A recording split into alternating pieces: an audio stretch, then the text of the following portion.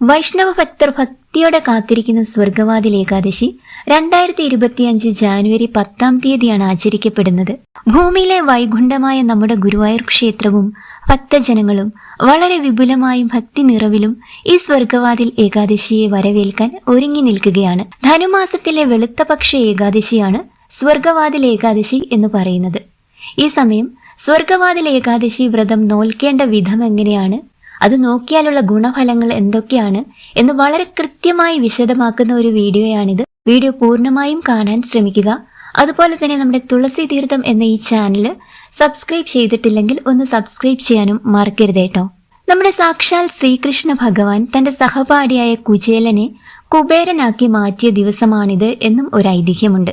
ഈ ദിവസം ഭഗവാൻ വൈകുണ്ഠത്തിലേക്കുള്ള വാതിൽ തുറന്നിടും എന്നാണ് പറയപ്പെടുന്നത്. സ്വർഗവാതിൽ ഏകാദശി ദിവസങ്ങളിൽ പ്രാണൻ പോകുന്ന ഏതൊരു ജീവജാലവും ഭഗവാനിൽ അലിഞ്ഞ് വൈകുണ്ഠത്തിൽ തന്നെ എത്തിപ്പെടുന്നു എന്നാണ് വിശ്വാസം. വിഷ്ണു ക്ഷേത്രങ്ങളിൽ മുൻവാതിലിൽ കൂടി പ്രവേശിച്ച് ദർശനം നടത്തി മറ്റൊരു വാതിലിൽ കൂടി പുറത്തേക്ക് കടന്നാൽ സ്വർഗവാതിൽ കടക്കുന്നതിന് തുല്യമാണെന്ന് കരുതപ്പെടുന്നു. വ്രതാനുഷ്ഠാനത്തോടെ ഭഗവാനെ ഭജിച്ചാൽ മോക്ഷത്തിന് കാരണമാകും. അതുകൊണ്ട് തന്നെ വിഷ്ണു ക്ഷേത്രങ്ങളിൽ വടക്കേ നട തുറക്കുന്ന ആ ദിവസം നല്ല ഭക്തജനത്തിരക്കായിരിക്കും കേട്ടോ. വിഷ്ണു പ്രതിഷ്ഠയുള്ള ഗുരുവായൂരും ശ്രീ പത്മനാഭ സ്വാമി ക്ഷേത്രത്തിലുമെല്ലാം ദർശനക്രമത്തിൽ മാറ്റവും വിശേഷാൽ പൂജകളും ഒക്കെ ഈ ദിവസങ്ങളിൽ ഉണ്ടാകും. ഒരുപാട് നിഷ്ഠകളാണ് വ്രതമെടുക്കുന്നവർക്കുള്ളത്. ദശമി, ഏകാദശി, ദ്വാദശി, അതായത് ജാനുവരി 9, 10, 11 ഈ 3 ദിവസങ്ങളിലായിട്ടാണ് നമ്മൾ സ്വർഗവാതിൽ ഏകാദശി വ്രതം നോൽക്കുന്നത്. പഞ്ചാംഗ പ്രകാരം ജാനുവരി 8 ബുധനാഴ്ച ഉച്ചയ്ക്ക് 2:26 ദശമി ആരംഭിക്കുകയാണ്. അതുപോലെ തന്നെ ഏകാദശി തിഥി വരുന്നത് ജാനുവരി 9 വ്യാഴാഴ്ച ഉച്ചയ്ക്ക് 12:23 മുതൽ ജാനുവരി 10 വെള്ളിയാഴ്ച രാവിലെ 10:21 വരെയാണ് ഏകാദശി തിഥി എന്ന് പറയുന്നത്. ദശമി ദിവസം, അതായത് ജാനുവരി 9 വ്യാഴാഴ്ച അതിരാവിലെ ബ്രാഹ്മമുഹൂർത്തത്തിന് മുൻപായിട്ട് എഴുന്നേറ്റിട്ട് നമ്മൾ സ്നാനാദി കർമ്മങ്ങൾക്ക് ശേഷം വിളക്ക് കൊളുത്തി ഭഗവാനോട് വ്രതം നോൽക്കുന്നതിനുള്ള ഒരനുഗ്രഹവും അനുവാദവും വാങ്ങിക്കൊണ്ടാണ് വ്രതം ആരംഭിക്കേണ്ടത്. അന്നേ ദിവസം കൊളുത്തുന്ന ആ വിളക്കിന് ദശമി വിളക്ക് എന്നാണ് പറയുന്നത്. അന്ന് ഒരിക്കലാണ് ഒരു നേരം മാത്രമേ നമ്മൾ അരിയാഹാരം കഴിക്കാൻ പാടുള്ളൂ. അതായത് രാവിലെ ഭക്ഷണത്തിൽ അരിയാഹാരം ഉൾപ്പെടുത്താൻ പാടില്ല.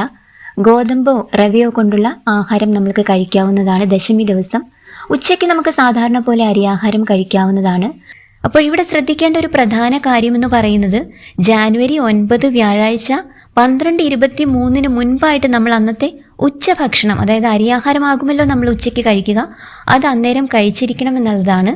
കാരണം ഏകാദശി വ്രതം പൂർണ്ണ ഉപവാസത്തിൽ നോക്കുന്ന ഒരാളാണെങ്കിൽ 12:23 മുതൽ ഏകാദശി തിഥി ആരംഭിക്കുന്നത് കൊണ്ട് അതിനുശേഷം ഉച്ചഭക്ഷണം കഴിക്കാതെ ഇരിക്കാൻ ശ്രദ്ധിക്കുക. പിറ്റേ ദിവസം ജാനുവരി 10 ഏകാദശി ദിവസം സൂര്യോദയത്തിന് മുൻപ് ഉണർന്ന് സ്നാനാദി കർമ്മങ്ങൾക്ക് ശേഷം ശുഭ്രവസ്ത്രം ധരിച്ച് ഭഗവത് നാമങ്ങൾ ചൊല്ലുക. വിഷ്ണു സഹസ്രനാമം, ഭഗവത്ഗീത, നാരായണീയം, ഭാഗവതം തുടങ്ങിയ കീർത്തനങ്ങൾ ഭഗവാൻ ചെയ്തായിട്ടുണ്ട്. ഇതൊന്നുമല്ലെങ്കിലും ഓം നമോ ഭഗവതേ വാസുദേവായ എന്ന മന്ത്രമോ ഹരേ കൃഷ്ണ കൃഷ്ണ കൃഷ്ണ ഹരേ ഹരേ എന്ന മന്ത്രമോ ചൊല്ലാം. ഭഗവത് കീർത്തനങ്ങൾ കേൾക്കുകയും വിഷ്ണു ക്ഷേത്രത്തിൽ ദർശനം നടത്തുകയും ചെയ്യുന്നത് വളരെ ഉത്തമമാണ്. ക്ഷേത്രത്തിൽ ഭഗവാന് 4 പ്രദക്ഷിണമാണ് വെക്കേണ്ടത്. തുളസിമാല, തൃക്കൈവെണ്ണ, പാൽപായസം, പുരുഷ സൂക്തം, വിഷ്ണു സൂക്തം, ഭാഗ്യസൂക്തം എന്നീ വഴിപാടുകൾ നടത്തുന്നത് ഐശ്വര്യപ്രദമാണ്. ഏകാദശി വ്രതം അനുഷ്ഠിക്കുന്ന ദിവസം ഒരിക്കലും അരിഭക്ഷണം പാടില്ല. പൂർണ്ണമായിട്ട് ഉപവസിക്കുന്നതാണ് ഏറ്റവും നല്ലത്. എങ്കിലും ആരോഗ്യസ്ഥിതി അനുസരിച്ച് മാത്രം മതി കേട്ടോ പൂർണ്ണ ഉപവാസത്തിലേക്ക് പോകുന്നത്. അത്താഴം ഒഴിവാക്കി 2 നേരം മാത്രം ഭക്ഷണം കഴിച്ച് ഉപവസിക്കുന്നത് 2-3 നാളിലെ പാപം മാറുമെന്നും ദിവസം മുഴുവൻ ഭക്ഷണം കഴിക്കാതെ ഭഗവത് നാമങ്ങൾ ഉരുവിട്ട് വ്രതം അനുഷ്ഠിക്കുന്നവർക്ക് 7 ജന്മങ്ങളിലെ പാപം മാറുമെന്നും വിശ്വസിക്കപ്പെടുന്നു. സർവ്വ പാപങ്ങളും ഇല്ലാതാക്കാൻ മോക്ഷദാതാവായ ഗുരുവായൂരപ്പന്റെ അനുഗ്രഹം ഉണ്ടാകാൻ ദിവസം മുഴുവൻ നാമെന്ന് നാമജപത്തോടെ കഴിയേണ്ടതായിട്ടുണ്ട്. പകലുറക്കം നിർബന്ധമായും ഒഴിവാക്കണം.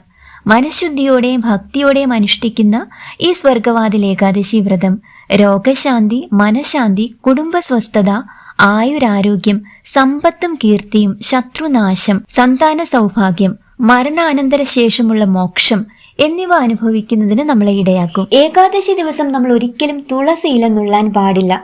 തുളസി ദേവി, ഭഗവാൻ ഏറ്റവും പ്രിയപ്പെട്ട തുളസി ദേവി നമ്മൾക്കൊപ്പം ഏകാദശി നൊയമ്പ് നോൽക്കുന്നുണ്ട്. അതുകൊണ്ട് ഏകാദശി ദിവസം ഒരിക്കലും തുളസിയില നുള്ളരുത്. ഈ 3 ദിവസങ്ങളിൽ, അതായത് ദശമി, ഏകാദശി, ദ്വാദശി, ജാനുവരി 9, 10, 11 ദിവസങ്ങളിൽ കുളിച്ച് ശരീരശുദ്ധി വരുത്തി തുളസി തറയ്ക്ക് ചുറ്റും 3 പ്രദക്ഷിണം വെച്ച ശേഷം തുളസി നനയ്ക്കുന്നതും സന്ധ്യയ്ക്ക് തുളസി ചുവട്ടിൽ ദീപം തെളിയിക്കുന്നതും വളരെ ഉത്തമമാണ്. തുളസിക്ക് ചുറ്റും നമ്മൾ 3 പ്രദക്ഷിണം വെക്കുമ്പോൾ തുളസി മന്ത്രം ജപിച്ചുകൊണ്ട് വേണം പ്രദക്ഷിണം വെക്കാനായിട്ട്. പ്രസീത തുളസി ദേവി പ്രസീത ഹരിവല്ലഭേ ക്ഷീരോദ മദനോത്ഭുതേ തുളസിത്വം നമാമ്യഹം. ഈ തുളസി മന്ത്രം ഉരുവിട്ടുകൊണ്ട് വേണം നമ്മൾ 3 പ്രാവശ്യം തുളസിക്ക് ചുറ്റും പ്രദക്ഷിണം വെക്കേണ്ടതായിട്ട്. ദശമി, ഏകാദശി, ദ്വാദശി ദിനങ്ങളിൽ വിഷ്ണു ഗായത്രി മന്ത്രം ജപിക്കുന്നതും നല്ല ഐശ്വര്യം നൽകുന്നതാണ്. ഓം നാരായണായ വിദ്മഹേ വാസുദേവായ ധീമഹി തന്നോ വിഷ്ണു പ്രചോദയാത്. ഇതാണ് വിഷ്ണു ഗായത്രി മന്ത്രം. ഏകാദശിയുടെ പിറ്റേ ദിവസം, അതായത് ദ്വാദശി ദിവസം ജാനുവരി 11-ാം തീയതി ഹരിവാസര സമയത്തിന് ശേഷം മലരും തുളസി ഇലയും ഇട്ട തീർത്ഥം സേവിച്ച് പാരണ വീടുക. പാരണ വീടേണ്ട സമയം എന്ന് പറയുന്നത് ദ്വാദശി ദിവസം, അതായത് ശനിയാഴ്ച ജാനുവരി 11-ാം തീയതി രാവിലെ 6:40-നും 8:21-നും ഇടയ്ക്കുള്ള മുഹൂർത്തത്തിലാണ് നമ്മൾ പാരണ വീടേണ്ടതായിട്ടുള്ളത്. പാരണ വീടുന്നതിന് മുൻപായി വ്രതമെടുത്തതിൽ എന്തെങ്കിലും ഒരു പിഴവ് അറിഞ്ഞോ അറിയാതെയോ നമ്മുടെ ഭാഗത്തു നിന്ന് വന്നിട്ടുണ്ടെങ്കിൽ അത് ഒഴിവാക്കി കിട്ടുന്നതിനായി ഭഗവാൻ നമുക്ക് ക്ഷമാപണ മന്ത്രം ചൊല്ലാവുന്നതാണ്. ഇതിനുശേഷം വേണം നമ്മൾ പാരണ മന്ത്രം ചൊല്ലി പാരണ വീടേണ്ടത്. ഈ പാരണ മന്ത്രം 8 തവണയാണ് ചൊല്ലേണ്ടത്. ചൊല്ലിയതിനു ശേഷമാണ് തുളസി തീർത്ഥം കഴിച്ച് പാരണ വീടുക. അങ്ങനെ ദ്വാദശി ദിവസം പാരണ വീടിയതിനു ശേഷം ദ്വാദശി ദിവസവും നമ്മൾ ഒരിക്കലും മാത്രം എടുക്കുന്നത് ഏറ്റവും അനുഗ്രഹമാണ്. അതായത് ഒരു നേരം മാത്രം അരിയാഹാരം കഴിക്കുന്നത് വളരെയധികം ഉത്തമമാണ്. അല്ലാതെ വ്രതം അവസാനിച്ചു, പാരണ വീടി വ്രതം അവസാനിച്ചല്ലോ എന്ന് കരുതി പെട്ടെന്ന് മത്സ്യ മാംസാദികളൊന്നും കഴിക്കാൻ പോകേണ്ട. അന്നും ഒരിക്കൽ നോക്കുന്നതാണ് വളരെയധികം ഉത്തമം. അതുപോലെ തന്നെ നിങ്ങൾ ഈ നിമിഷം എന്തെങ്കിലും കഷ്ടനഷ്ടങ്ങളിൽ വിഷമിച്ചിട്ടിരിക്കുകയാണോ? നമ്മുടെ വിരൽത്തുമ്പിൽ കിട്ടിയ കാര്യങ്ങൾ നഷ്ടപ്പെട്ടിട്ട് അത്രയധികം വിഷമത്തിൽ നിങ്ങൾ ഇരിക്കുകയാണോ? ഈ ഒരൊറ്റ സ്വർഗവാതിൽ ഏകാദശി എടുത്താൽ നഷ്ടപ്പെട്ടു എന്ന് കരുതി വിഷമിച്ചിരിക്കുന്ന കാര്യങ്ങളെല്ലാം തന്നെ ശ്രീ ഭഗവാൻ മഹാവിഷ്ണുവിന്റെയും ഏകാദശി ദേവിയുടെയും അനുഗ്രഹത്താൽ നിങ്ങളെ തേടി എത്തുന്നതാണ്. അതാണ് ഈ സ്വർഗവാതിൽ ഏകാദശിയുടെ ഏറ്റവും പ്രാധാന്യം എന്ന് പറയുന്നത്. നമ്മുടെ വീട്ടിലെ അമ്മമ്മമാരൊക്കെ, മുത്തശ്ശിമാരൊക്കെ ഏകാദശി വ്രതം, അതായത് ഗുരുവായൂർ ഏകാദശി വ്രതം ഏതെങ്കിലും കാര്യം കൊണ്ട് നോൽക്കാൻ പറ്റിയില്ലെങ്കിൽ പോലും സ്വർഗവാതിൽ ഏകാദശി ഒരിക്കലും മുടക്കം വരുത്തിയിട്ടില്ല എന്ന് പറയുന്നത് കേട്ടിട്ടുണ്ട്. അത് അത്രയും പുണ്യമാണ്, അത്രയും ഫലമാണ് ഈ സ്വർഗവാതിൽ ഏകാദശി നോൽക്കുന്നത് കൊണ്ട് നമ്മൾക്ക് ലഭിക്കുന്നത്. ഈ സ്വർഗവാതിൽ ഏകാദശിയോടനുബന്ധിച്ച് നമ്മുടെ മഹാവിഷ്ണു ക്ഷേത്രങ്ങളിലെല്ലാം തന്നെ പ്രത്യേക ചടങ്ങുകളൊക്കെയാണ്. ഗുരുവായൂർ അമ്പലനടയിലും അതുപോലെ തന്നെ തിരുവനന്തപുരം ശ്രീപത്മനാഭ സ്വാമി ക്ഷേത്രത്തില് ഒരു പ്രത്യേകതയുണ്ട്. അന്ന് ശ്രീകോവിലിനുള്ളിലെ ഒരു വാതില് സ്വർഗവാതിലായിട്ട് സങ്കല്പിച്ചിട്ട് അന്നേ ദിവസം പ്രത്യേക പൂജകൾ നടത്താറുണ്ട്.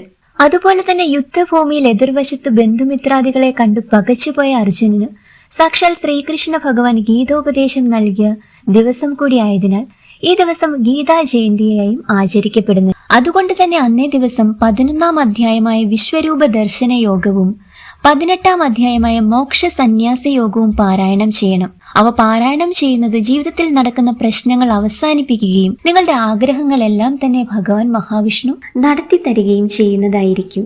അങ്ങനെ ഈ 3 ദിവസങ്ങൾ ജാനുവരി 9, 10, 11 ദിവസങ്ങളിൽ നമ്മൾക്ക് സ്വർഗവാതിൽ ഏകാദശി വ്രതം അതിന്റെ ചിട്ടവട്ടങ്ങളോടുകൂടി എടുത്താൽ തീർച്ചയായും സാക്ഷാൽ ഗുരുവായൂരപ്പന്റെ അനുഗ്രഹം നമ്മളിൽ എല്ലാവരിലും ഉണ്ടാകും. അതെടുക്കാനുള്ള ഒരു അനുഗ്രഹം ഭഗവാന്റേതായിട്ട് നമ്മൾക്ക് എല്ലാവർക്കും ലഭിക്കട്ടെ എന്ന് പ്രാർത്ഥിക്കുന്നു.